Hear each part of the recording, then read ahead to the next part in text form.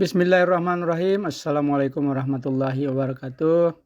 Halo para pendidik cerdas di seluruh Nusantara. Selamat berjumpa kembali dengan saya Laulema di channel Nyembir. Di video kali ini kita akan curhat-curhat mengenai tema yang cukup viral, cukup menarik dalam 3 bulan terakhir ini, yaitu tentang rencana Kemdikbud Ristek untuk menggantikan kurikulum Kurtilas dengan kurikulum baru yang disebut sebagai penyederhanaan kurikulum atau kurikulum prototipe 2022. Namun sebelum lanjut, ada baiknya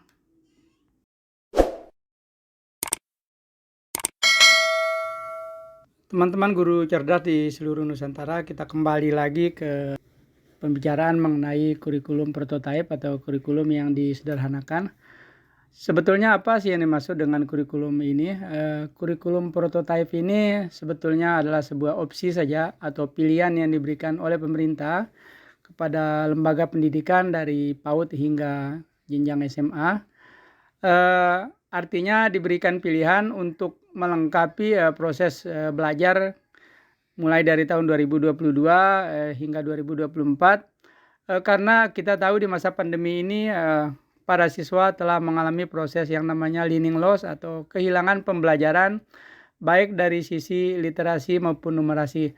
Sehingga kurikulum yang disederhanakan ini atau kurikulum prototipe ini adalah sebuah opsi pembelajaran untuk melengkapi yang akan diberlakukan mulai tahun pelajaran 2022 hingga 2024.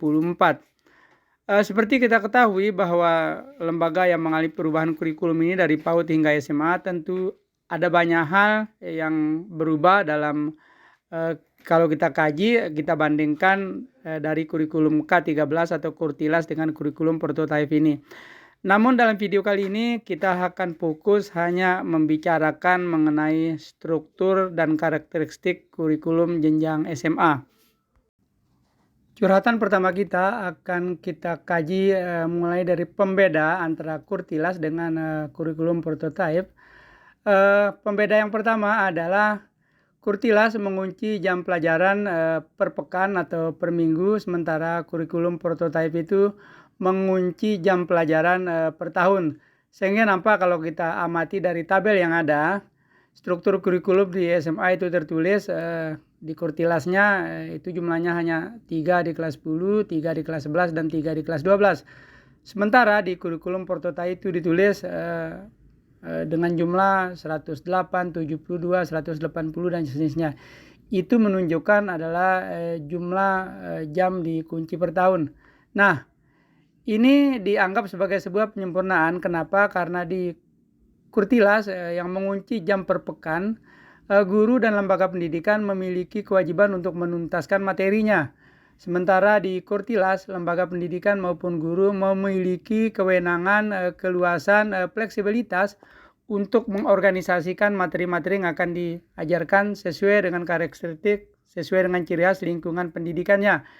Contohnya, seni budaya dan prakarya bisa dipadatkan dalam bulan-bulan tertentu sesuai dengan waktu. Misalnya di suatu daerah sedang terjadi bulan budaya atau bulan seni, sehingga dapat dipadatkan pembelajarannya pada bulan-bulan tertentu disesuaikan waktunya. Curhatan kedua kita adalah akan kita tampilkan pembeda mengenai pelajaran apa saja yang diajarkan di Kurtilas dan pelajaran apa saja di kurikulum prototipe, dan ada berapa jamnya kalau di Kurtilas itu per pekan, kemudian di prototipe itu per tahun. Baiklah, untuk yang pertama masih pendidikan agama Islam, budi pekerti dan PPKN, baik di Kurtilas maupun di kurikulum prototipe masih dengan jumlah jam yang sama, yaitu 3 jam per pekan untuk pendidikan agama dan 2 jam per pekan untuk PPKN. Kemudian untuk di kurikulum prototipe juga masih jumlah jamnya sama, kalau dikumpulkan menjadi setahun yaitu totalnya 108 atau itu tertuliskan dalam kurung 3, dan PPKN-nya 72 jam per tahun atau dalam kurung 2 jam.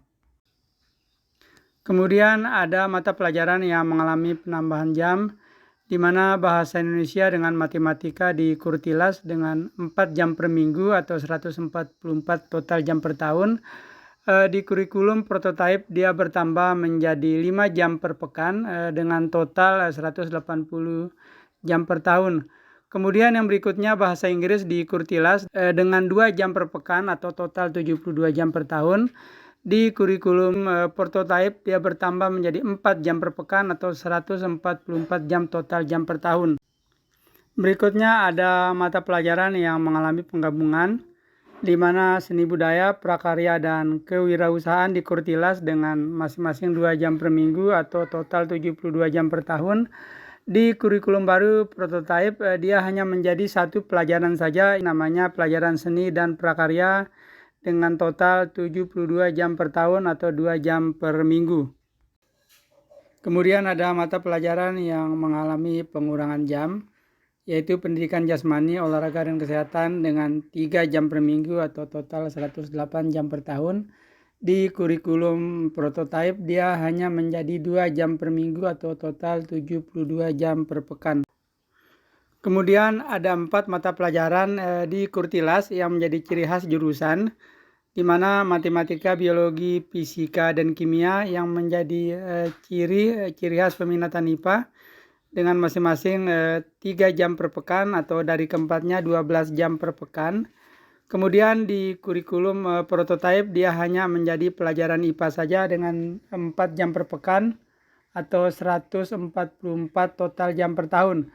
Demikian juga dengan 4 mata pelajaran yang menjadi ciri khas di peminatan IPS, yaitu sosiologi, ekonomi, geografi, dan sejarah dengan jumlah jam yang sama, 3 jam per pekan atau 12 jam untuk keempatnya.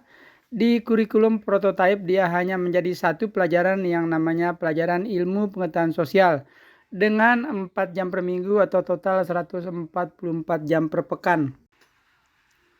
Kemudian ada pelajaran yang dulunya di Kurtilas, sekarang di kurikulum prototype dia menjadi hilang, yaitu pelajaran lintas minat. Dulu di Kurtilas dengan 3 jam per minggu dengan total 108 jam per pekan. Di kurikulum prototype hilang dan kini diganti atau muncul pelajaran baru. Yang pertama ada namanya informatika dengan total 2 jam per minggu atau total 72 jam per pekan. Kemudian pelajaran berikutnya adalah program pengembangan karakter. Pelajaran ini merupakan pelajaran dengan total jumlah jam paling banyak, yaitu 9 jam per pekan atau 324 jam per tahun. Setelah kita mencermati struktur kurikulum kelas 10, baik di Kurtilas maupun di kurikulum prototype, walaupun ada beberapa pelajaran yang mengalami penambahan jam, ada beberapa mata pelajaran yang mengalami pengurangan jam, bahkan ada juga beberapa pelajaran yang mengalami penggabungan menjadi satu pelajaran saja, bahkan ada yang hilang.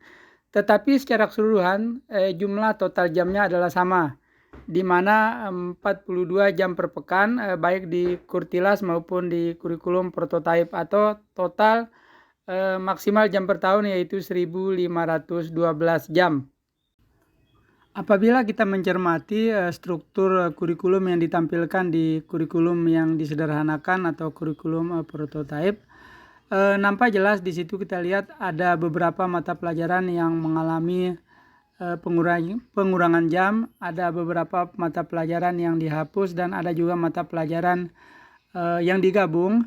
Walaupun secara total jumlah jamnya sama, baik di Kurtilas kemudian berubah menjadi kurikulum prototype, tetap total jumlahnya jam sama, tetapi tetap akan membawa implikasi akan ada guru karena mata pelajarannya dihapus atau digabung sehingga akan mengalami kekurangan jam.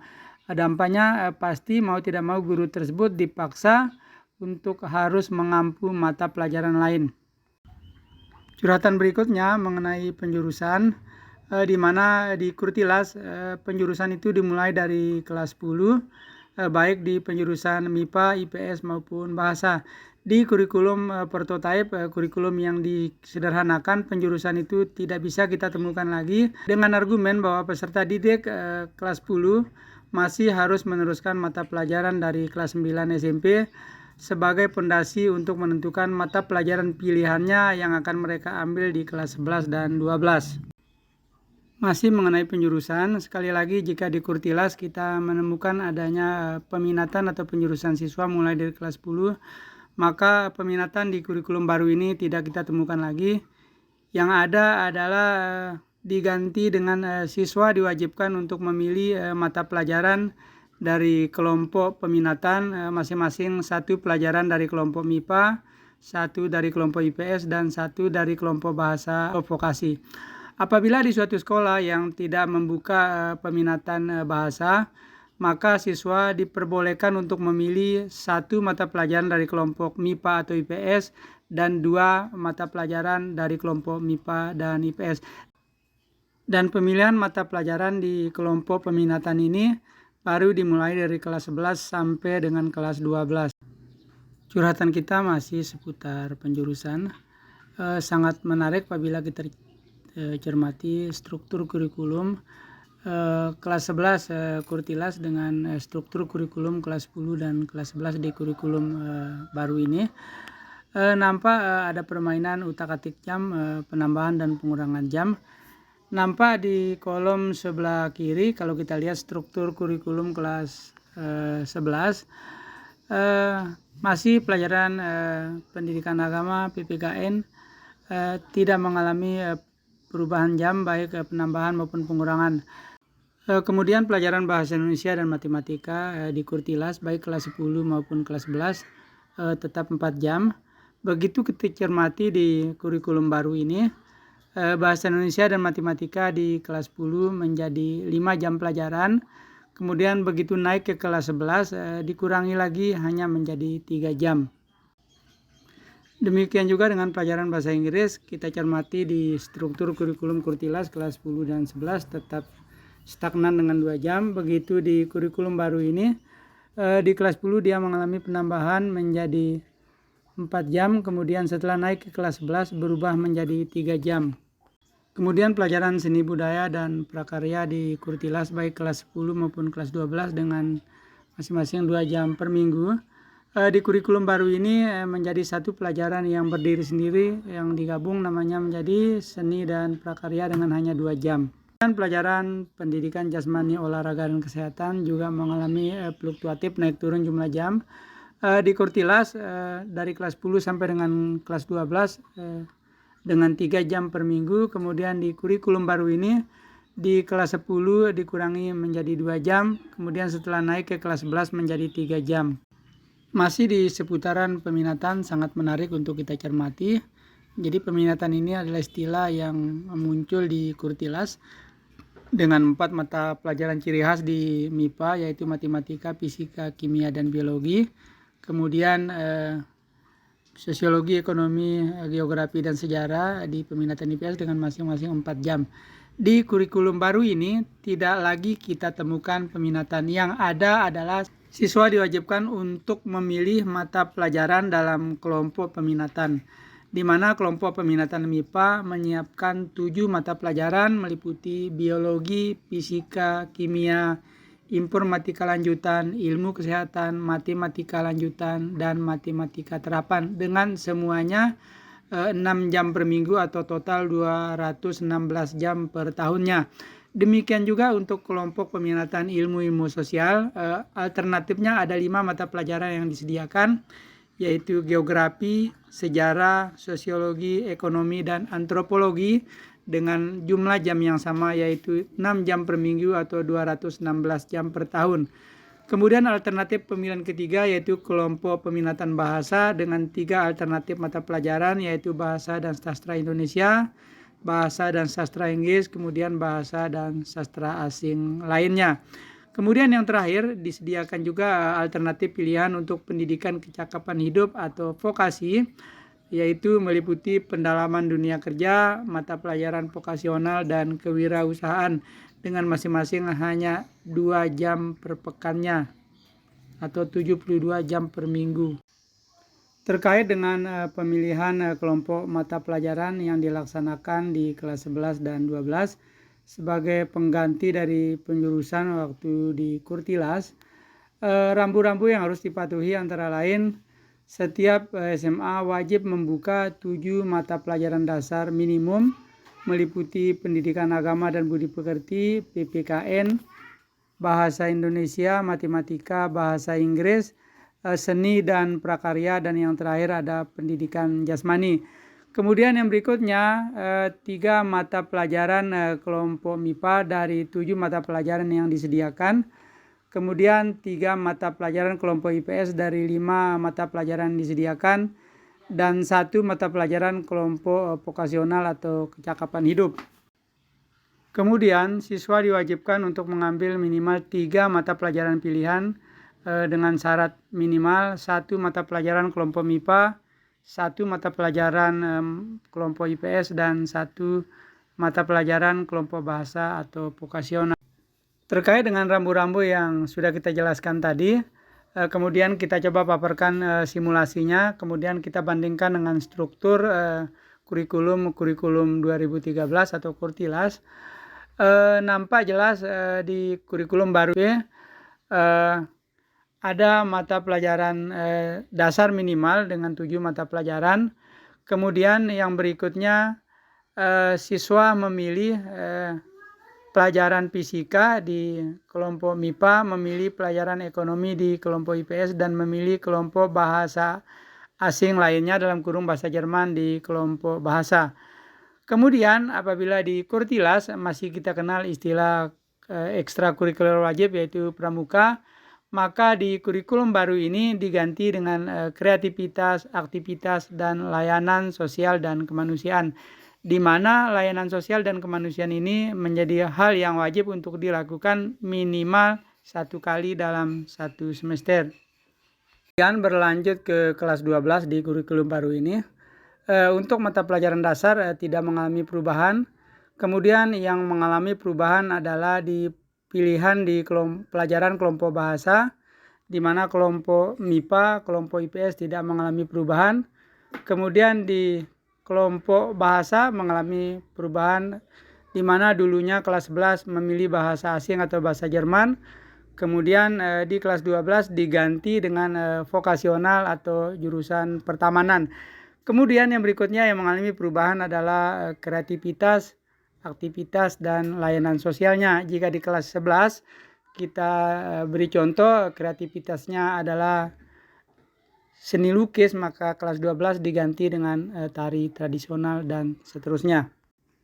Bapak Ibu guru cerdas di seluruh Nusantara, kesimpulan yang dapat kita ambil pertama, kurikulum baru ini jika kita bandingkan dengan Kurtilas atau kurikulum sebelumnya, dia sifatnya lebih fleksibel karena siswa diberi banyak alternatif untuk memilih beberapa mata pelajaran, karena pilihan terletak pada level mata pelajaran, bukan pada program peminatan atau penjurusan seperti kurikulum sebelumnya. Kemudian yang selanjutnya, siswa di kelas 11 tidak mengalami kegoncangan dalam belajarnya. Kenapa? Karena mata pelajarannya masih sama dengan kelas 9 waktu SMP, di mana kelas 10 ini menjadi pondasi penyiapan siswa untuk memilih beberapa alternatif mata pelajaran di kelas 11 dan kelas 12-nya. Apabila kita mencermati struktur kurikulum di jenjang SMA tadi, nampak jelas di situ ada terjadi fluktuatif perubahan jumlah jam, perubahan jumlah mata pelajaran karena ada mata pelajaran yang dikurangi jamnya, ada yang ditambah, ada mata pelajaran yang digabung, bahkan ada mata pelajaran yang hilang. Kemudian tentu mungkin bagi Bapak Ibu akan timbul pertanyaan di benaknya, termasuk saya kali ini. Timbul pertanyaan pertama, bagaimanakah dengan pemenuhan beban mengajar guru terkait dengan sertifikasi yang selama ini beban mengajarnya 24 jam tatap muka per minggu? Atau mungkinkah akan diikuti oleh perubahan aturan terkait dengan Serdik? Yang jelas ranahnya berbeda karena perubahan kurikulum menjadi ranah pusat kurikulum dan perbukuan, sedangkan sertifikasi menjadi ranahnya Dirjen GTK. Kemudian yang terakhir, atau mungkin saja akan ada perubahan-perubahan beban mengajar yang tadinya 24 jam tatap muka per minggu akan diganti dengan beban jam kehadiran 37,5 jam per minggu.